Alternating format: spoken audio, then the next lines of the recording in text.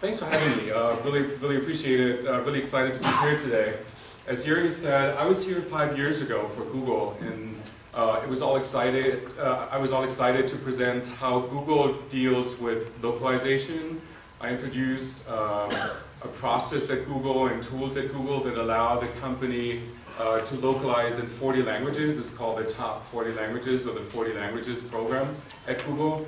And back then I thought it's such a pity that all those tools that Google built are not available outside the company, so I launched a small portion of it as the Google Translator toolkit for everybody to use online, which was a lot of fun. Now today I'm here speaking for Twitter, but I mean obviously I'm not here to sell anything for the company, but what's even more exciting is social localization. Twitter's localization is based on the community of volunteers.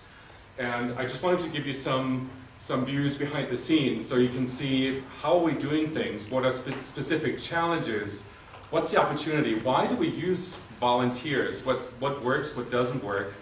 So let's see, this is the agenda that I would like to cover. So first of all, Twitter in the world. I would like to give you a quick overview. And again, it's not marketing for Twitter, but I wanted to give you an idea what makes Twitter so international, and how did we get to working with so many volunteers worldwide. And then community-based localization is the main part, and apologies for writing it with a Z. I just realized localization fail on my slides, I guess. So I would like to talk about process tools, quality, quality assurance, and also challenges that we are facing in working with the community. I'm going to talk a little bit about international product experiments and the long tail. How do we deal with the long tail of languages that are not officially supported yet? And how are we doing this? So this is me, Thomas. If you want to follow me on Twitter, of course, I'm @techno. And all right, let's take a quick look at this. So that's one quote that I found. The open exchange of information can have a positive effect on the world. That was pretty much how Twitter started. To say it started as a tool for a small company of a few geeks that wanted to know where is everyone, what's everybody doing, just for a small company. And it grew to a worldwide thing, pretty much like this. The world is actually a pretty big place, right? So you have 7 billion people, 6,900 languages that are spoken, plus minus, 193 people in the UN, so that's a pretty big place. But if you use tools like Twitter and like other tools and the web, actually the world seems to become smaller. In fact, so small that it can almost fit into your pocket. So that was one of the main ideas, to say the entire world in your pocket. You can connect with people worldwide.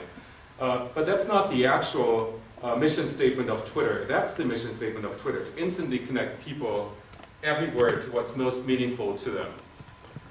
That's pretty broad and pretty generic. We'll see what that really means. Here's an example of a photography student from Berkeley. This was in 2009.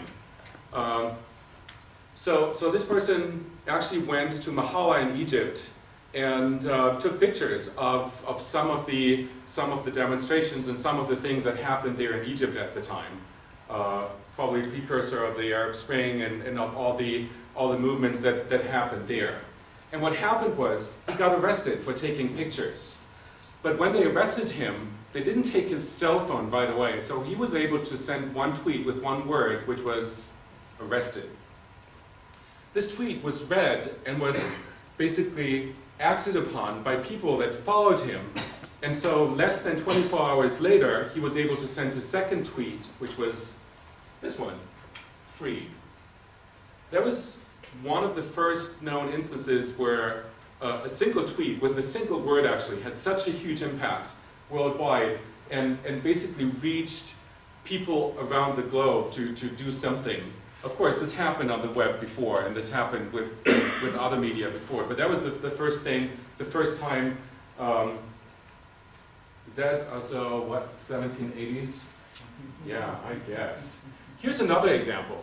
Let's take a look at this. So when singer Amy Winehouse passed, there was one tweet. So here's one tweet that we tracked, basically up here. in the northern part of the US. That's where this one tweet originated. And let's see what happened 10 seconds after this tweet was posted. It was retweeted. And here, so that's the original tweet, 30 seconds. This again is only one tweet, and you can see how that propagates around the world. 60 seconds, total retweets and consumptions. If you look at this, you can see how just one single tweet, and not like quotes and replies and so on, one single tweet propagates around the world within just a few seconds. Here's another example, a sad one of course. Last year, the big earthquake and tsunami in Japan obviously had a huge impact on people living there. But especially, it's interesting to see how news traveled there. So let's take a look at this. This is ad replies from users in Japan. So this is before the earthquake, and here the earthquake hits. This is a time lapse, and you can see just how the information propagates here. And this is just tweets originating from Japan and people ad replying and replying back. And if I include all the tweets about that disaster, that would look somewhat like this. So that shows just how people are connected worldwide and internationally, especially around events, unplanned events, disasters, planned events, fun events, and we'll see some more examples later on. So this is how people essentially connect. And we have another example. This is the Soccer Euro Cup. That was France and England playing on June 11th, which is also makes for an interesting background picture. And you can also see real time how people exchange information. Here's another kind of visualization. During the course of the Euro 2012 soccer games, you can see how supporters of their different clubs are active, especially around the games. So without a doubt, there's a lot of international flavor to what you see here in the data and in the way people interact on Twitter.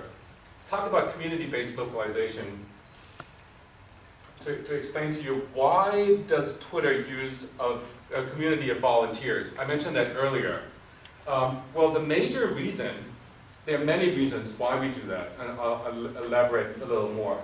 The major reason is because some of the main things on Twitter, like hashtag, retweets, they were invented by users. That's nothing Twitter came up with. That's something users came up with. We did not invent the hashtag. So that's something someone came up with to tag tweets. So it is a product that grew from like a very small group of people to a worldwide phenomenon with hundreds of millions of users. And those users define how they would like to use this service. And we haven't even started yet to explore what this all could be. But this is where this came from. And also based on what you just saw, seek diverse perspectives is one of Twitter's 10 core values. And that's really important to see how are people internationally using the web and how are they using social media. So that's one of the biggest reasons why. Our communities worldwide, we have translators, moderators, and we do QA and some external reviews, mostly with the communities. Sometimes we pay people for that, and I can elaborate on this a little more. Now, one thing that I wanted to present, just to give you an idea of the size of the community before I give you some more idea of the tools and process, is essentially this number. That's the number of volunteers that we have registered in our systems today. So we almost have 800,000 volunteer translators that help us get Twitter translated and localized, obviously, in all their languages, which I found mind-boggling. When I worked for Google, it was the number of volunteers that worked on Google products which was much smaller, and then Google moved more toward a model of paid volunteers and then actually paid translators and language providers more and more. And for all those, like almost 800,000 volunteers that help localize Twitter, we have 150 moderators that actually help represent their respective languages. It's about like 4 to 5 for each of the main languages that we cover. And they kind of help out with everything that's needed to provide guidance for translators, and they essentially have the final say. I'll show you how this works in a second. Let's take a quick look at some Twitter history. Yes, this is the first Twitter logo, believe it or not. This is what Twitter looked like in 2006. Pretty ugly. I'm glad it's not like that anymore.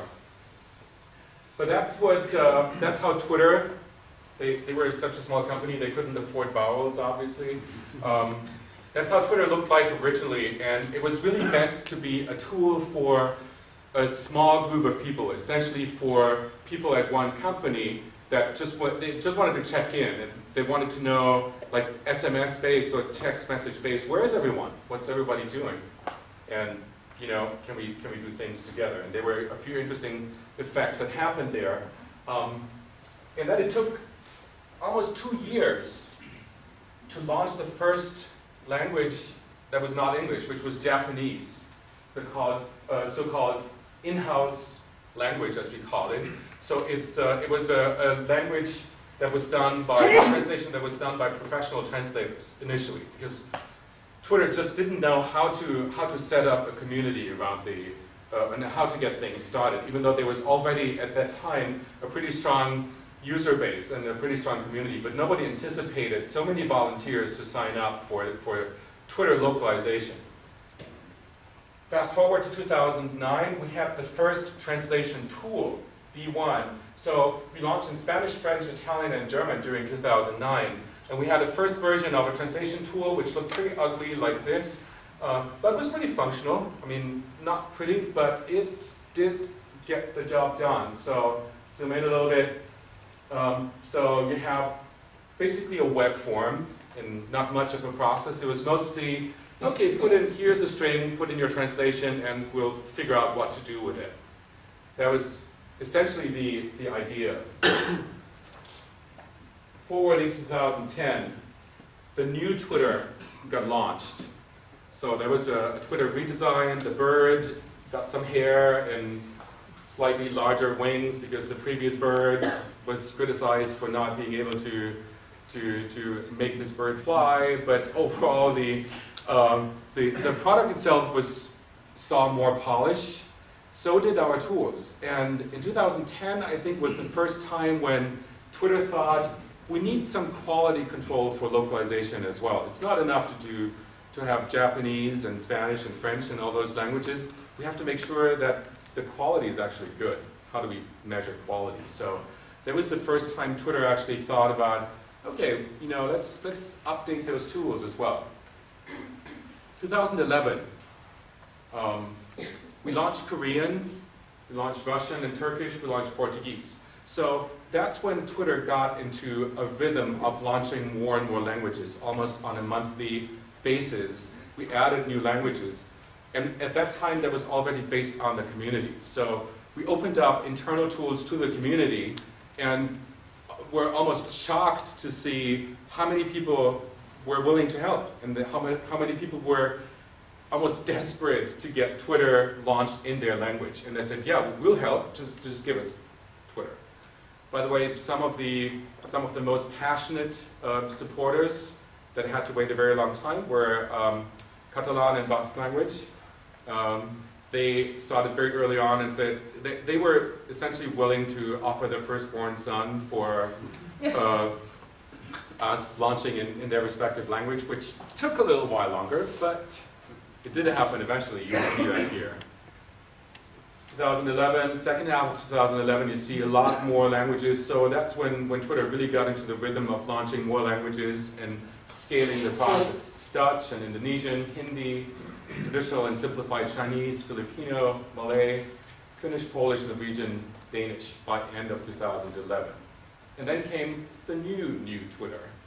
New bird, slightly up to the right, bigger, no more hair, bigger wings, looking much more optimistic, and actually being constructed out of 3 circles only.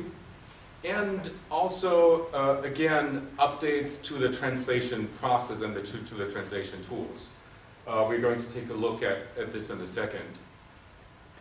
So essentially, since then, launched some more languages, Swedish, Hungarian, Thai, and then a very interesting launch was in March 2012, Righttoleft languages, Hebrew, Arabic, Farsi, and Urdu. I'm going to talk about this a little more because that was obviously, that involved much more than just translation. That's when we had to really localize. And also one thing that I'm going to talk about is how to work with those communities, because that also was a very interesting challenge to work with us. So here's a list of what we call the core 28 languages. Google has 40 languages that they support for all their major tools. We found that for Twitter, 28 languages cover most of the user base and the internet population. But it was pretty clear from the start that this would not be the final list of supported languages. I mean, you can tweet in any language, but when I say supported languages, I mean user interface, help documentation, web forms, and all the services, mobile apps that you can think of. So that's the list of core 28 that we had like mid-2012. And now, September 2012, just a few days ago, we launched a new translation center, and this is what it looks like. So if you want to translate Twitter, you can just go to webtooltranslate.twitter.com, and that's the user interface. You can learn, localize, translate. You see top translators on the left. And it's a very lightweight web-based tool. If you haven't tried it, you can check it out. Nothing too fancy, because we have in the community, we have everyone from really like linguists and language experts and professional translators to teachers and students. So it has to cater to a very broad audience of almost 800,000 people that have different levels of knowledge of how translation works, and especially like those placeholders and so on. So I'll dive into this a little more and show you some more of those tools. So that just launched. It's mostly a redesign of what we had before. It's based on streamlining the experience for translators. Before, I have to say, everything was there, but kind of all over the place, and you had to go to multiple places. And this was redesigned based on translator feedback, so they can get the job done. And most of it, this is very different from a professional tool, as you can imagine. So if you use any of the professional translation tools, you have a very different setup than if you have a community where you cannot hold a single person accountable or responsible for deadlines, for quality, for concordance, for terminology. So you have to build this all into the tools and make sure they can even like casually translate just a string or two on the weekend, and then nothing for 6 weeks, and then everything needs to come together in one place once you want to launch a certain language. Here's a quick look on just how our translation works, essentially in combination with Twitter engineers. That's the Twitter engineers. Since they're smart, they wear glasses, of course, and there are many of those. So Twitter engineers, they build code, they write stuff, and they essentially create Twitter.com. And you might wonder, what's the big deal? There's not so much, it's just one page. There's not much to translate. As a matter of fact, it's much more. If you look at the different components of Twitter, mobile apps, mobile web, clients for BlackBerry, Apple, for Android, and so on. So it's more than just a page. But anyway, so they create those files, and those go into the Twitter Translation Center that you just saw, and gets exposed to the community right away. So the moment an engineer writes code and pushes the deploy button, so the moment things get developed, that information goes straight to all those like almost 800,000 people and can get translated by them the moment it gets released. Once this is released, we have a bunch of moderators, as we saw, 150. They go over those strings. They can vote. Everybody can vote on other people's strings. Moderators have the final say on terminology, on giving final approval of strings, and then we have community managers that work with moderators across languages to ensure that there's consistency across languages. For example, do we use the formal or informal form of address? do we use tu or vous in French?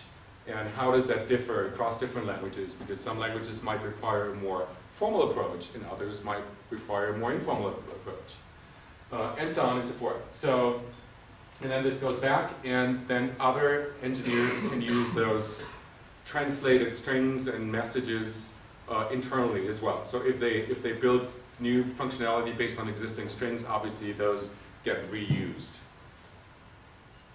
So this is what it looks like. Just real quick, we do not only have translate. So it's called the Translation Center. From my perspective, that's not the best terminology because there's much more to it. I would call it a localization center, and not just for having a fancy marketing name to it, but it's actually more than just translating. As you can see here, you have localize here in the middle, and I'll tell you a little bit about this. And you have learn, which is helping translators to improve their language skills. So quite a few translators go there. They might have basic knowledge in a certain language, and we welcome them. They can translate easy sentences. If they're not familiar with what placeholders are, they can translate easy sentences in a language and strings that do not contain any placeholders, and that's fine. Especially with the community effect and the wisdom of the crowd, that's always a good thing. But they can also learn in terms of how would you better translate a sentence. And of course, there's a lot of personal flavor to it, so am I happy or am I glad to be here? Probably both, but at the end of the day, it doesn't really matter. But there's different flavor or different taste in how you express things. But it's interesting how the community actually helps a translator figure out what would be the most appropriate choice in this case. We'll see more of this in a second. Let's take a closer look. So here's an English phrase that's supposed to get translated into French. And we use certain algorithms to do pattern matching and to basically match against the translation memory. As you can see here, so you have other translations that are shown here. So if I zoom in here, you can see similar translations. Use Lucine's algorithm here to have some fuzzy matching and figure out what could get close enough. But it doesn't have to be the same sentence. If it's the exact same sentence, it won't even show here because it's already translated if it's in the database. If it's similar, that kind of gives users a clue. Translation lessons, you saw this on the top of the Translation Center before. We thought that you need to have a glossary. You have to tell people what are terms that are protected, like tweet and direct message and lists, and tweet as a noun and tweet as a verb. And how do you translate that in different languages and all those kind of things. And that can be ridiculously boring. So usually what we do is, when a translator starts, we have them translate the glossary first as like a warm-up exercise and to familiarize themselves with specific terms, and then they can start localizing other terms. But that, again, is pretty boring. You don't want to, I mean, you're, as a volunteer, you're really excited about translating, but if you come to a page that gives you a like 5-page tutorial and glossary, you don't want to read all that. So we thought we take a slightly different approach, and we provide translation lessons. And certain lessons, so we kind of include those hints into those lessons, and as you translate, you get ideas on how do we use punctuation and capitalization, for example. And you have different lessons for different levels of translators. And this is what it could look like. So this is a community support. I'll come back to that later. Community support. We have a discussion group that here, for example, for Farsi translators, shows them how to translate certain things, and they have their discussion about, would you translate it like this or like that, or what does this part mean, as like an additional tool. So that's where translators just have their own discussion, and that's unmoderated. They can discuss whatever they want, but usually per language we have a pretty active forum of people that have some interesting exchange on how they approach translation. And talking about public recognition. Now, how do we keep those 800,000 translators happy? And why are they doing that in the first place? That was the first question that I had when I joined Twitter, to say, that's awesome. Why are they doing that? And how do we keep them, how do we make sure that they keep it up? So first of all, they get public recognition by having profile pages on the Translation Center. So everybody can see how they rank in their language compared to other translators. As you can see here, we have different levels. And also, as you can see on the bottom here, Christopher, he has a blue globe icon to his profile. So everybody on Twitter, hundreds of millions of users on Twitter, if they click to his profile, they can see that he's special in the sense that he has that icon. And if you click on this icon, every user who clicks on this icon will actually get straight to his translator profile to see, oh, that's what it means. And Christopher is actually very active. So these components together already helped a great deal. Public recognition, and we also have a list of our top translators on the Twitter page itself. If you go to twitter.com, you click on About Twitter, you see them all listed there. You see the top translators by language. And that is huge. That means a lot to the community, because that's something they can link to, something they can put in their resume, something they're proud of. And of course, apart from that, we send out stickers and t-shirts that go a long way. If you do that at scale and you send thousands and thousands of stickers and t-shirts and other goodies, and you throw a party here and there, that's actually like the love that Twitter shares with the community. I wish we could do more, but obviously that's what translators like a lot, or volunteers in general like a lot. Just to get, I don't know, a postcard for the holidays, or to know that they're part of the community.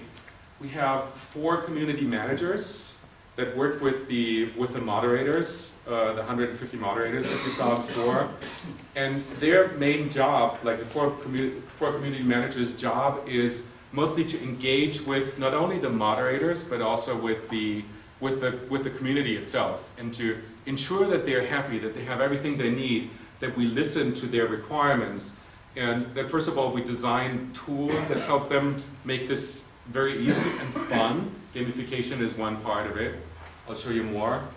And to make sure they come back and they keep translating and they keep the quality up. Talked about incentives and gamification. You could say we're playing a little Foursquare here, but essentially it turns out that achievement badges are a pretty cool way for users to keep it up and keep it going.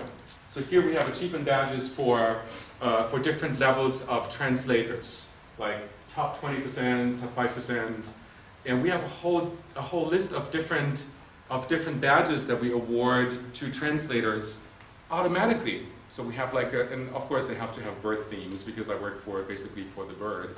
But for example, we have Eagle Eye for people that find the most inconsistencies in translations or fix certain issues.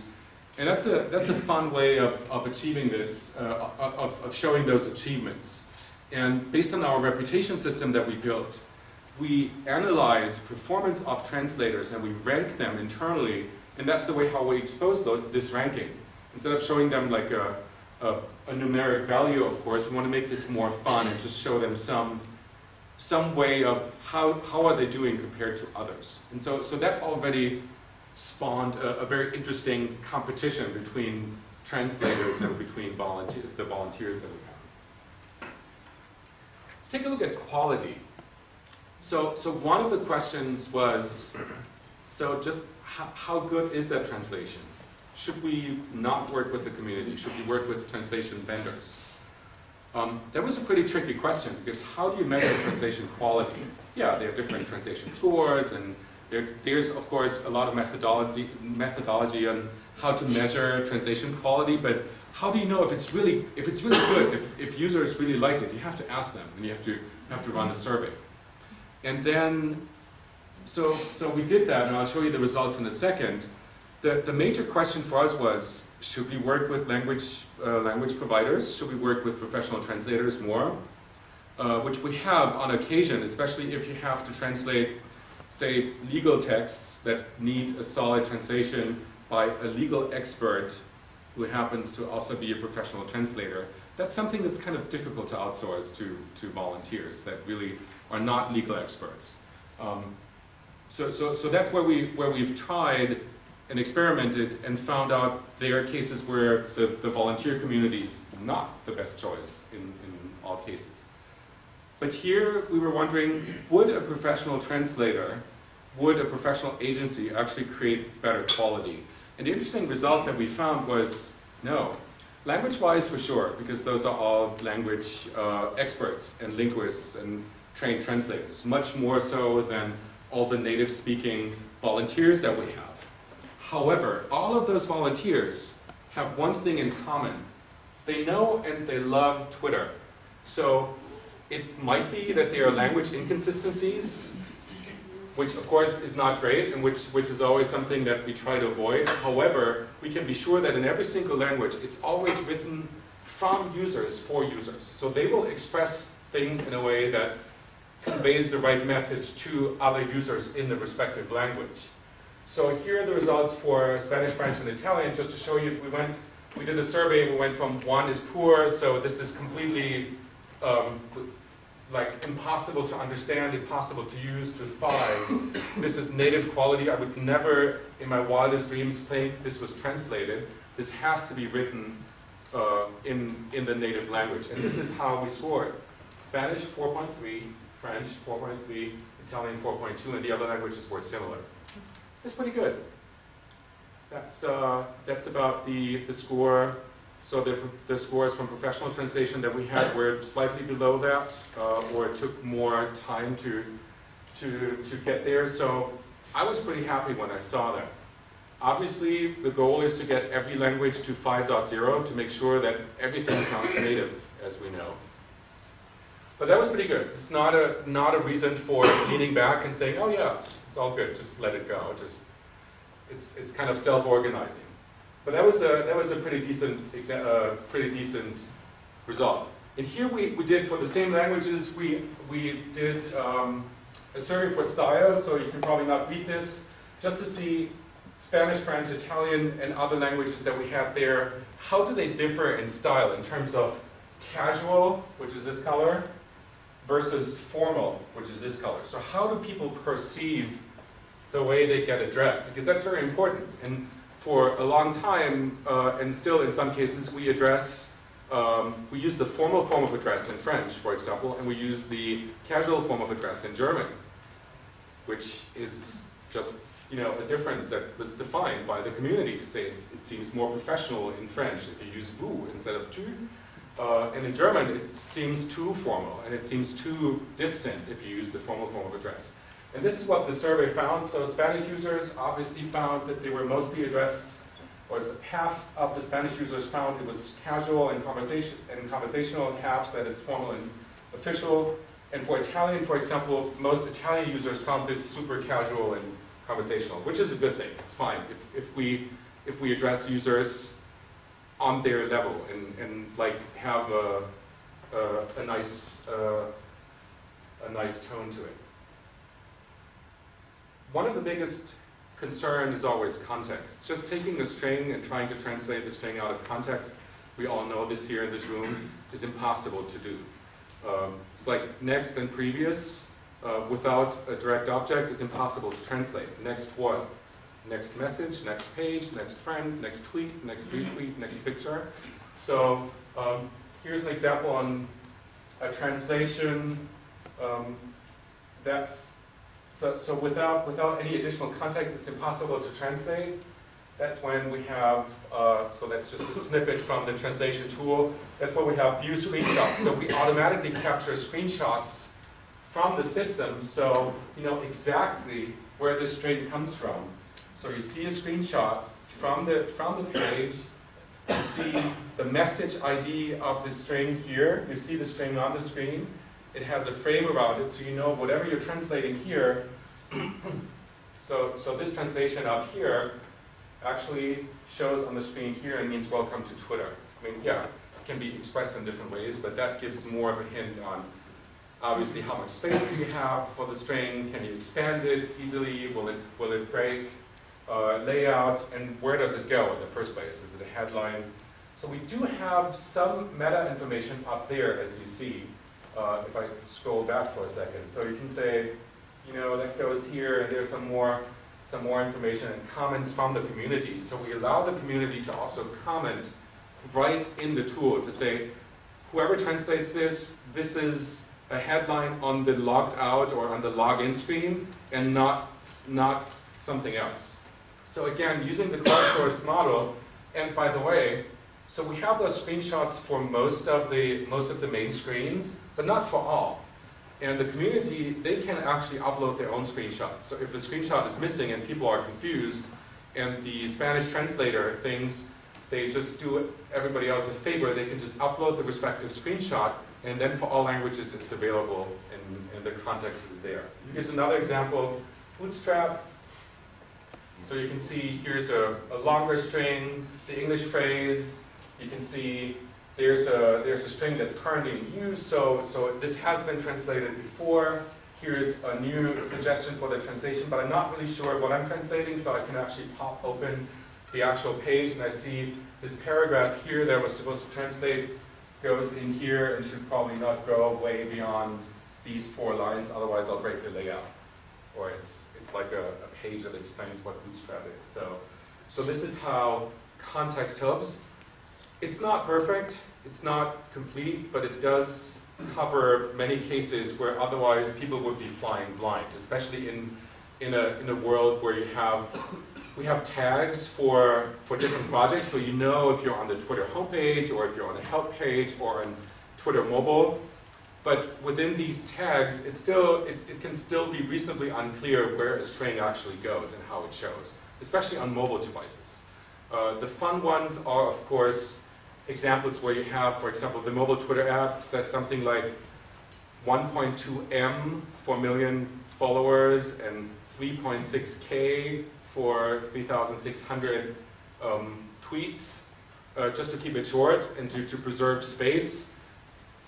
And when trying to translate the letters M and K in international, of course that's doomed to failure, as everybody knows. So you have to adjust the number formats. We worked on this as well, and I'll show you some examples here. So feedback, obviously we do not have a big team at Twitter, and we definitely do not have people that go through all of those strings and all of those translations all the time. So how do we ensure quality? Well, again, it's a community thing. So we have a feedback form, and if there's any problem with any kind of translation, if something is unclear, if there's a bug, if the layout is broken and we didn't catch it, that's the easiest way for the community to report it and to essentially just file a bug, and we can execute based on it. And that helped us a great deal when we launched Right-to-Left languages, as I'll show you in a minute. Mostly because I don't speak any of the languages, unfortunately, so I cannot really say if the expressions are correct, but also because in there's always this combination of different browser, different operating system, different mobile device, times all the different locale and language settings on those different devices. That makes this a fun game that is just impossible to test all those combinations. So it will break, as we know. But the question is, how do we report it? So this is like a public-facing feature here. I mentioned style before. So style is kind of hard to really pin down. But we do have a certain style per language that we want to preserve. In some, as we saw, in some languages it's more formal, in others it's less so. But also there's a certain style of explaining things. And like, for example, for Twitter, for a long time, the tagline was follow your interests. And that got changed into what's happening. Well, what's happening can have a very negative connotation in some languages, like, oh my God, what's happening? If you translate it like this, that's not a very positive way of interacting with your users. So in that case, here's an example of the style guide for French to say, do we use vous or tu? In that case, for now, we have as users as vous, as I said earlier. So all of those things, again, are defined by the community. So no one at Twitter defines that. It's really the community that says, this is what thousands of French volunteers think should be the right way of addressing their countrymen in France, for example. And do we translate the word tweet or to tweet or not? Do we just call it tweet in the respective languages? All those questions are being answered. And obviously, I mentioned that earlier, we also have a view of looking into user profiles. And you can see here, so down on the right, I don't know if you can read this. This is mostly if users go like off on like playing the system and translating crap or using Google Translate for translations. This also gets detected by the community, and they can flag users. They can say, this user has been flagged for the wrong language and for using banned words and for using poor quality several times. So we can basically set up certain thresholds, and then that also has an impact on first of all, has an impact on the user's reputation. So if that user submits translations or votes on other people's translations, with that kind of a record, especially if there are more occurrences, their votes will weigh less than other users' votes. So that's how we kind of deprioritize them silently in the background. If they go completely wild and crazy and submit spam, of course they get suspended. Consistency, here's another example. So the word preference, we can see here, we have a glossary. We can see this is préférence as a noun, and this explains what this should be to essentially help the translator figure out how to translate words.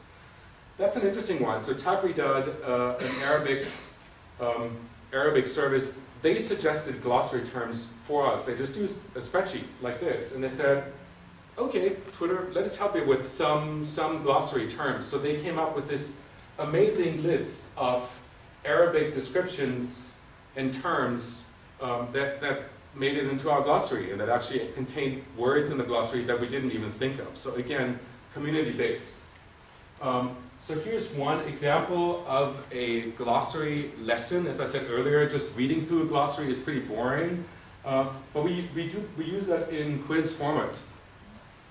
So users usually like answering questions and taking little quizzes to also check on their own knowledge. And it's much more fun than just reading through a whole article of you have to use this word instead of that word kind of interaction. So I mentioned that earlier for consistency. One big challenge for us was in translating Righttoleft. Plurals in Arabic are probably the most interesting challenge I've come across in my career in localization. It's just so hard to get it right, and we were really working hard to get this right. And we didn't get it right when we launched it, but with the help of the community and with all the feedback we got, we actually made a pretty big effort. If you look at this, and this is probably the worst thing that a translator could find. This is a string that has a gazillion of different placeholders and different plural forms. As you can see here, those are all the different plural forms. 0, 1, 2, few, many, and other. And all those have slightly different expressions. So we provided support for all those different kind of plural forms, and at the same time tried to reduce complexity for translators. So they should be able to translate everything in native quality, but that again is kind of explodes in complexity in terms of the HTML code and the placeholders that you just saw here. Take a quick look at agile development. So essentially, nobody would be surprised by that. Just showing how things look like internally. We develop a feature, let's say a new feature, and then translation starts very early. Actually, I should have said localization, of course, starts early on in the product, before even the first line of code gets written. But translation goes alongside development, but definitely by the time we have an employee launch, an internal launch, that's when we actually share strings. That's the latest point where we share strings with the community out there. So at the moment we have a working product, essentially, that's when we share all those strings and they get translated. And then we usually, that's essentially what Google does as well. We usually have a 1% launch. So 1% of users worldwide see the new feature. And it's still an experimental stage, so it's okay if some translations are not up to snuff at this point. It's not great, but it's still an experiment. So, but that gives users a way of trying things out there. And of course, once this is done, we have the full launch, and that's maintenance, basically feature development. That's when we have incremental translations after that. So we have, we use agile development internally. We have releases every week, at least. And that's also the pace we set for external translation. Pseudo-localization, of course, we have that too for our developers. And we have certain algorithms that double every vowel and that use special characters on vowels or accent marks, and we use a different terminology. So we expand strings, we mark concatenations by these brackets here. So 15th of June here is concatenated. And that proved to make it very easy to spot layout issues and to spot, I mean, everybody knows pseudo-localization here, of course, but for us, that was a very easy way of just, you select pseudo-English in that sense, and you can see which of those strings are actually hard-coded or which strings break your layout very easily, very early on. Internally, I can see translation completion. That's always an interesting thing. When is the language fully translated? Especially if you work with a community of translators that are volunteers. And I don't know. I know some countries that essentially take 3 months off during the summertime and are not available, or other countries are not available over the holidays for Christmas, for example. And you know, if we want to launch in that time, that can be a hardship. So essentially, we can always figure out how far or how complete is a product, or is everything on Twitter, or a certain product per language, and then we can make the decision to launch or to hold back, or to basically delay launches for certain languages to say, oh, well, in Russian, if this is, or let's take Japanese, 33%, maybe we'll hold back until it's completely translated. Quick view on our developer community. I mentioned it earlier, we wrote a bunch of tools, and some of those tools we actually open sourced. I mentioned the reputation system. So essentially it is, how do you know how good your volunteer translators are? And that's a compound of different signals. So you can say, before it was quantity based, it was like the one who would submit the most translations won. But that's not always a smart approach here. So what we did instead is we built a whole system and open sourced it to say, well, let's see, what can we do? We can see how often does the translator translate. So that means how recent have translations been submitted by a translator. How much does that translator vote on other people's translations? How much does the translator get votes for his or her own translations? And how complex were the sentences that they translated? If they only translate "welcome to Twitter" 25,000 times, that obviously should give them a different score than if they translate one of those beasts that we just saw on the screen before with a ton of placeholders. That should get extra points, right? So we built that system based on different signals and open sourced it. Another thing that we open sourced is CLDR. So all this complexity of different dates, times, currencies, decimals, percentages, we had to build internally. There was no good library that we could use internally. And the moment we had it done and it looked pretty good, we open sourced it to make sure that others in the community can use the same kind of convenience. Exactly. So, reach every person on the planet. Let's talk about Righttoleft for a second. When I came here yesterday, I had my own Righttoleft experience, as you might guess. It was my first time of running on the wrong side of the street, literally. I took this picture, of course, I thought before I hit a car, I have to tweet this, and that's the picture I took yesterday, which I thought was an amazing example of localization. While I was driving on the wrong side of the street, I realized that there was a sticker that says "drive on left" in my rental car. I thought that was sweet, and I did eventually move over, but yeah. some of my colleagues thought it was fake or staged, and I said, no, I had to tweet this first before I got hit by a car. But, so that was my own right-to-left experience coming here yesterday. But as a matter of fact, right-to-left is more. Let's take a look. How is right-to-left different? Well, first of all, yeah, you write right-to-left. Obviously, for speakers of those languages in the room, that's straightforward. What else is that? People read books from right to left. People ride bikes backwards. No, that's a joke, of course. But as a matter of fact, translating in right to left also poses some interesting challenges. So if you look at Twitter, for example, new Twitter and translation in right to left, we had to change our translation tools because they were not optimized for right to left. If you look at Twitter, this is Twitter right to left. So you see the login screen is kind of mirrored, but some parts are, some parts are not. And the interesting thing comes up when you look at some of this timeline, right to left, it's also mirrored. And when you create a tweet, that's when things get wild. And we could not find a good way of really describing how to do that right. This is going to be hard to see for you, but you start with an handle, which of course starts left to right because it's Latin characters. Then you write something in Arabic, and it switches the whole thing to the right. And then you have a hashtag, which you can't see, but you have to believe me that it's going to be there now. And the hashtag flips to the left as you write Latin characters, and it flips to the right if you write Arabic characters to make this natural. So there's a hashtag right to left. To make this natural to read. Then you add a URL, which of course by definition is Latin characters, so you switch again from left to right.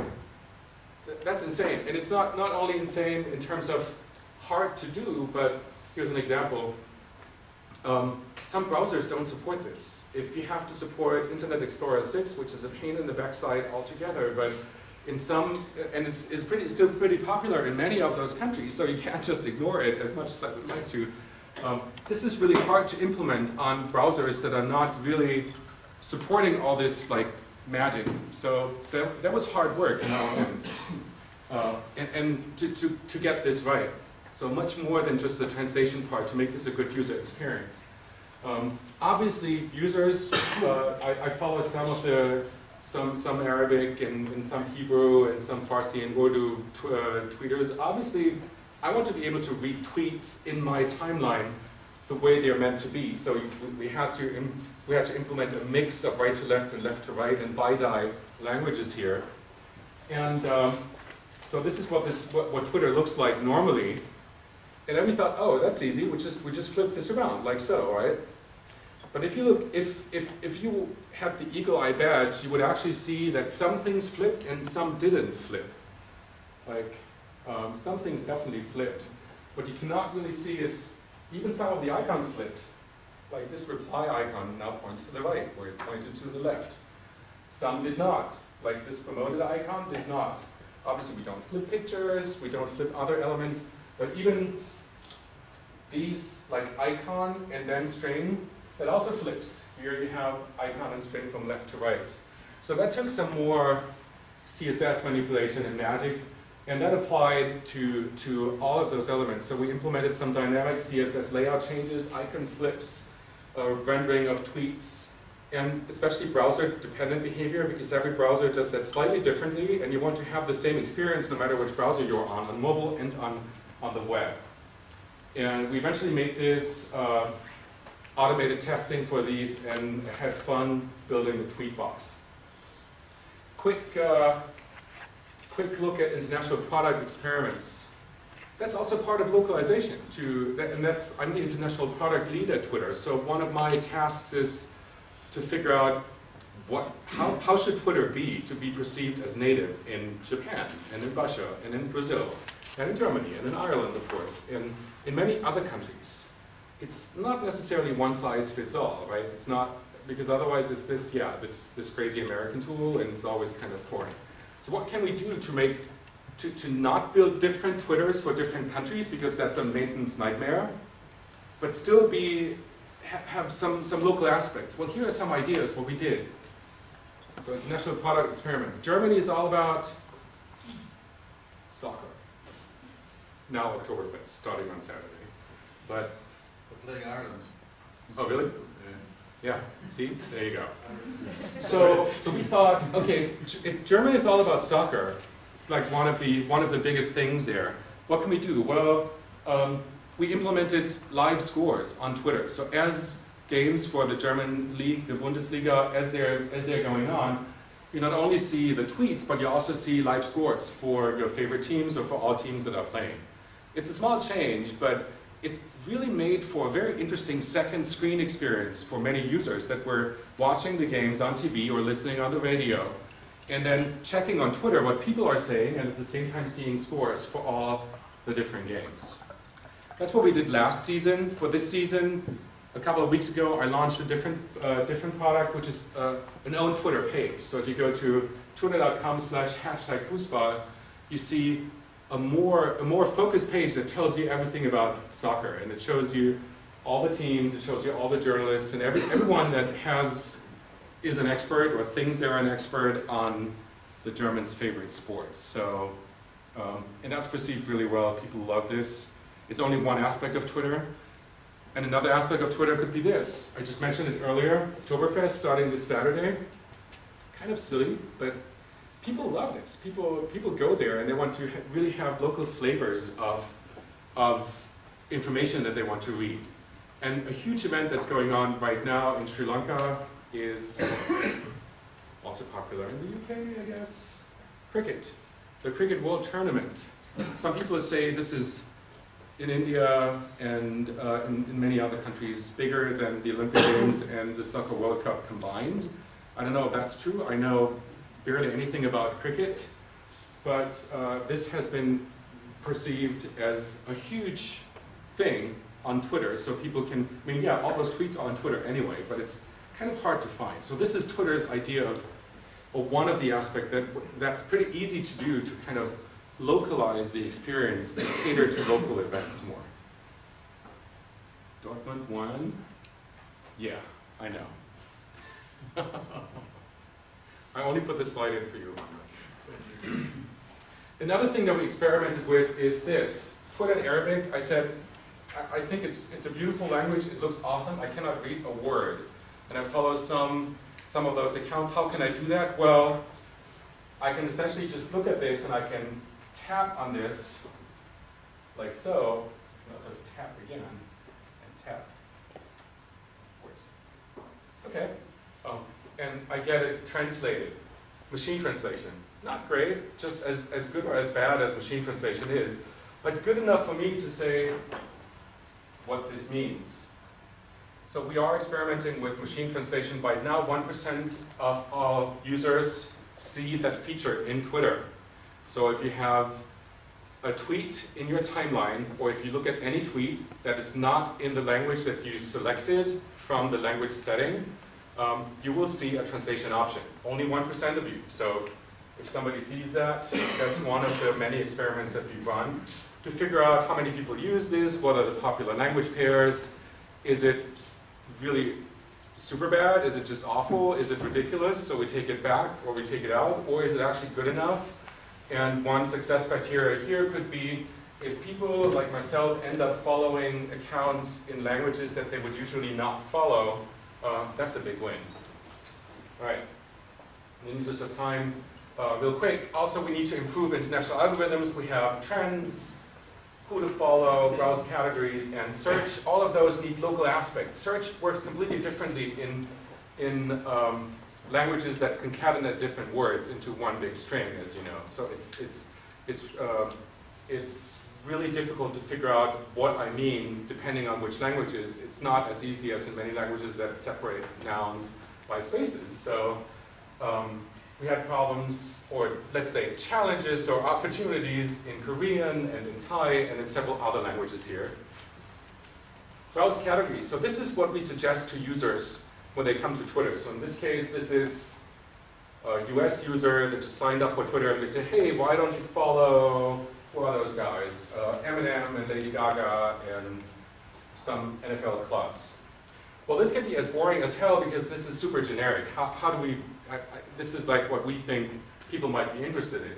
But again, we have our community. Remember that localize thing? So you can actually say, okay, well, I'm a German translator in the system, and I can click on Review Users. So I can help put together this list for my respective locale, for my language, and for my country.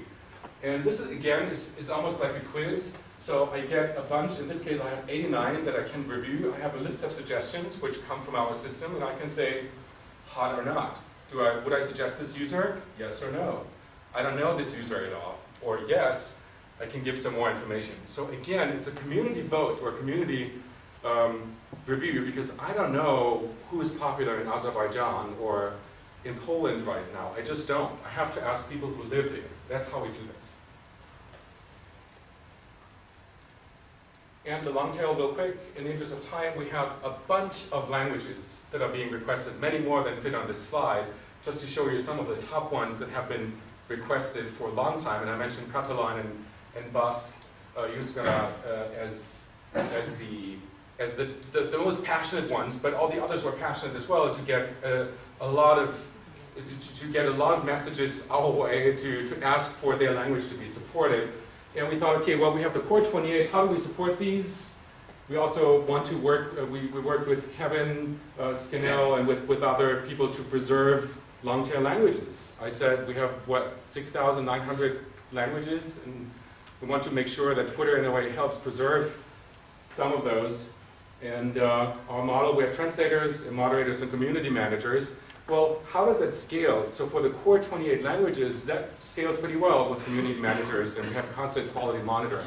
It doesn't scale for, if we open this up to hundreds of languages, long-tail languages as I call them here. So we have to make this model completely community-driven. And we have to kind of replace community managers. And we use our ranking algorithm. So we used our reputation score to identify more reliable and higher quality translators to become ad hoc leaders for their respective language. So the self-serve model is based on auto-moderation. We still have a glossary, again, provided by the community. Banned words I'm going to talk about in a second, in the -2 minutes that I have. And launching QA was a specific challenge here. So we experimented with 6 languages. Obviously, we included Basque and Catalan in order not to start a war in Spain. We did have a very interesting experience with Greek. So what we did was, I just mentioned banned words. So we used a dictionary of banned words to make sure that people don't use swear words on strings, because those are really hard to catch. They're not spam, but they're inappropriate. So, and that backfired. So what happened was, the Greek problem, as I called it, the moment we launched Greek, there was a ton of traffic. Here with 21 by the Greek dude, and more buzz on our forums, and even more buzz on our forums. Someone spammed the system with local variations of swear words that were not to be found in any of the official dictionaries, but they were swear words nonetheless. So that completely backfired, and that was the Greek problem. Now, the Greek solution, as I would call it, is a community-powered profanity filter, which is actually very funny if you speak any of those languages and you have a very bored afternoon. Just go through that list to see. You might learn some new vocabulary, but the way this works is every translator in the system can mark a phrase as potentially weird, objectionable, and we actually build a word cloud from all those sentences to figure out what are the top words that are contained in those